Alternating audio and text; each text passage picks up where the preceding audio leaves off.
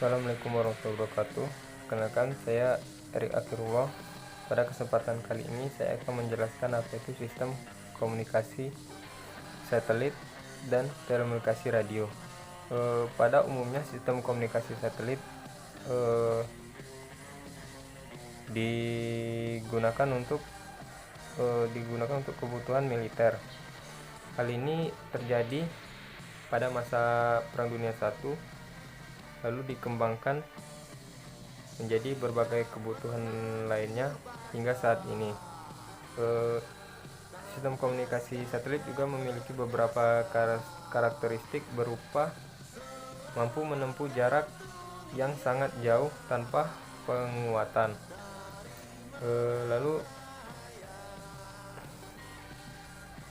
Lalu peralatan dari satelit ini juga harus berada di daerah yang jauh dari jangkauan manusia seperti luar angkasa contohnya. Lalu perbaikan dari satelit ini dianggap mustahil dikarenakan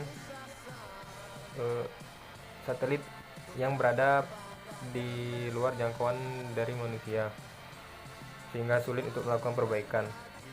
Walaupun sistem komunikasi ini awalnya digunakan untuk pelengkap sistem kabel jarak jauh, namun terdapat beberapa perbedaan di antara kedua sistem tersebut,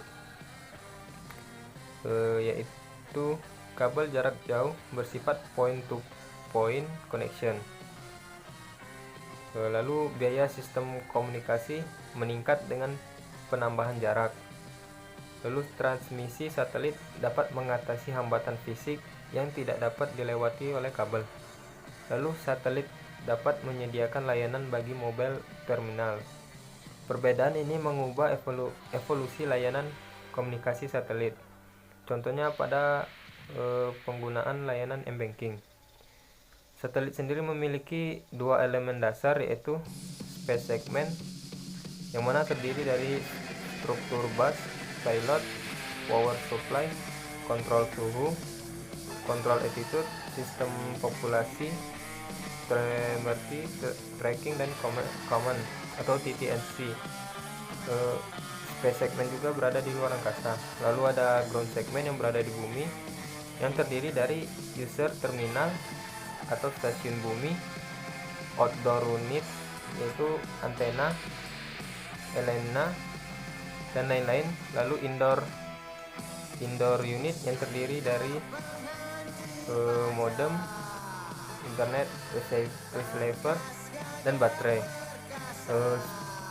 Space segment sendiri terdiri dari satelit dan terestrial yang bertujuan untuk mengontrol dan memonitor satelit. Satelit sendiri pada umumnya menggunakan gelombang radio untuk mengirimkan sinyalnya. Gelombang radio yang ditransmisikan dari stasiun bumi menuju satelit disebut dengan proses uplink. Sedangkan link yang dikirim dari satelit menuju stasiun bumi disebut dengan downlink. Kualitas dari suatu link rasio ditentukan oleh carrier to node ratio. Satelit juga memiliki dua peran, yaitu memperkuat atau amplify receiver carrier untuk retransmisi pada posisi downlink. Jadi link yang dikirimkan dari stasiun A menuju satelit akan dilakukan penguatan link tersebut di satelit, sehingga link yang dibawa dari stasiun A dapat terkirim dengan jelas ke stasiun B. Lalu yang kedua, mengubah frekuensi carrier untuk menghindari reinjection dari sebagian transmitter power receiver. Jadi pada ini link akan dilakukan pengubahan carrier agar tidak terjadi reinjection atau tidak terjadi kesalahan informasi yang dilakukan dalam pengiriman dari satelit menuju ke stasiun bumi. Lalu ada ground segment yang terletak di bumi yang terdiri dari stasiun bumi. Stasiun bumi dibedakan stasiun bumi ini juga dibedakan atas ukurannya yang bervariasi berdasarkan volume trafik yang dibawa oleh link satelit dan tipe trafiknya. Satelit juga memiliki 3 network topologi yang berbeda-beda. Yang pertama ada point-to-point network, di mana sinyal atau link yang dikirim dari stasiun A akan langsung diterima dan dikirim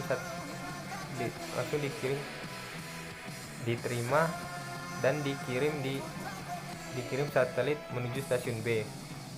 Lalu yang kedua ada mesh network, yang mana pada proses ini ditambahkan satu stasiun tambahan atau hub station yang berfungsi untuk memonitor dan memilah sinyal terlebih dahulu sebelum diteruskan kembali ke stasiun B. Lalu yang ketiga ada start network, yang mana fungsinya hampir sama dengan mesh network, akan tetapi pada sinyal hubnya juga langsung dapat mengirimkan sinyal, sehingga apabila terjadi kesalahan pada satelit, maka sinyal stasiun hub juga dapat digunakan untuk mengirim link tersebut ke stasiun satunya lagi. Lalu ada orbit. Orbit sendiri merupakan lintasan yang dilalui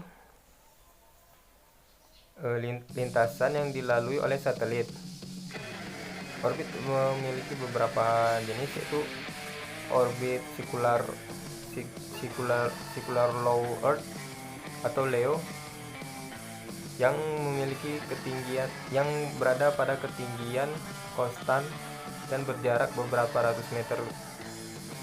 ratus kilometer saja dari bumi, sehingga setiap regional bumi terjamin dilalui oleh satelit ini.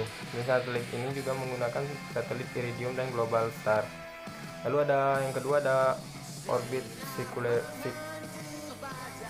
circular medium Earth atau MEO, yang ketinggian satelit ini berada pada 10 km dari bumi dengan sudut inklinasinya 50 derajat. Lalu yang terakhir ada orbit geostationary satelit atau GEO, satelit yang paling jauh dan paling populer dengan jarak sekitar 35.786 km. Lalu materi kedua yaitu telekomunikasi radio. Telekomunikasi radio sendiri merupakan suatu bentuk komunikasi modern yang memanfaatkan gelombang radio sebagai sarana untuk membawa suatu pesan sampai ke tempat tujuannya. Jadi pada bentuk komunikasi ini, sarana yang digunakannya yaitu gelombang radio. Gelombang radio sendiri biasanya merambat dengan udara. Lalu yang kedua, pada telekomunikasi radio ini memiliki beberapa keuntungan, yaitu bisa menjangkau daerah yang cukup luas. Karena gelombang radio merambat menggunakan udara, maka jangkauan dari gelombang ini akan sangat luas dan tidak terbatas. Lalu yang kedua, tidak diperlukan pemasangan kabel yang rumit. Karena pada alat komunikasi ini menggunakan medium sarana udara, maka tidak diperlukan lagi yaitu kabel sebagai sarana mediumnya. Lalu kerugian dari penggunaan telekomunikasi radio ini yaitu bisa terjadi gangguan komunikasi bila terdapat suatu interferensi. Gangguan ini disebabkan oleh cuaca, karena gelombang radio menggunakan bantuan udara, maka cuaca sangat berpengaruh terhadap penyampaian pesan dari gelombang radio ini. Untuk mencegah suatu interferensi, maka dibutuhkan pengaturan alokasi frekuensi yang digunakan oleh setiap daerah. Semakin tinggi frekuensi, maka panjang gelombang akan semakin kecil. Lalu ada propagasi gelombang radio. Gelombang radio dapat merambat melalui berbagai medium seperti padat, cair, dan udara. Propagasi gelombang juga dibedakan menjadi dua jenis, yaitu propagasi gelombang tanah yang terdiri dari gelombang langsung, gelombang pantulan tanah, dan gelombang permukaan tanah. Lalu ada juga propagasi ionosfer. Pada umumnya propagasi tanah langsung itu dilakukan antar dua antena yang langsung merambat dari antena A menuju antena B. Sedangkan propagasi pantulan tanah, sinyal dari antena A akan dipantulkan terlebih dahulu ke tanah, lalu dipantulkan kembali ke antena B. Sedangkan propagasi permukaan tanah, maka sinyal yang dihasilkan dari antena A akan merambat melalui permukaan tanah sampai ke antena B. Lalu propagasi ionosfer, propagasi ini menggunakan atau memanfaatkan lapisan ionosfer untuk memantulkan gelombangnya. Lapisan ini terletak di ketinggian 50 sampai 500 km di atas permukaan bumi. Lapisan ini juga terbentuk karena adanya sinar matahari. Perbedaan derajat ionisasi menghasilkan beberapa lapisan, di antara lain lapisan D, lapisan E, dan lapisan F. Lapisan D sendiri merupakan lapisan paling bawah dari lapisan ionosfer ini. Lapisan ini akan menyerap frekuensi yang lebih rendah, dan apabila ada frekuensi yang lebih tinggi maka akan dilewatkan saja tanpa dipantulkan. Ionisasi pada lapisan ini terjadi pada siang hari saja. Lalu lapisan E, lapisan ini akan memantulkan gelombang dan frekuensi sekitar 20 MHz. Jadi apabila terjadi ada gelombang yang lebih tinggi dari itu, maka gelombang itu akan dilewatkan saja tanpa dipantulkan terlebih dahulu. Dan gelombang ini, lapisan ini dapat melakukan ionisasi pada siang dan malam. Lalu yang terakhir ada lapisan F. Lapisan ini dibagi menjadi dua, yaitu F1 dan F2. Akan tetapi pada malam hari lapisan ini akan bergabung menjadi satu. Lapisan ini hanya akan memantulkan gelombang dengan frekuensi tinggi. Gelombang VHF atau UHF akan dilewatkan. Dalam propagasi tanah maupun ionosfer terdapat rugi-rugi yang menyebabkan tidak maksimalnya gelombang yang diterima oleh antena penerima.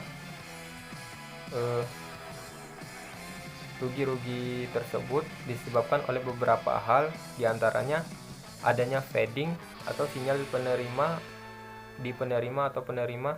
mengalami pelemahan dan penguatan yang disebabkan oleh ground wave dan sky wave berbeda fase sehingga saling melemahkan.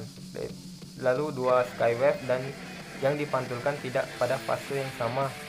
Lalu direct wave dan ground wave sampai pada penerima, akan tetapi dengan fase yang berbeda. Lalu ada interferensi dengan gelombang antar gelombang. Lalu hilangnya daya transmisi ketika dilakukan propagasi. Antena dalam komunikasi radio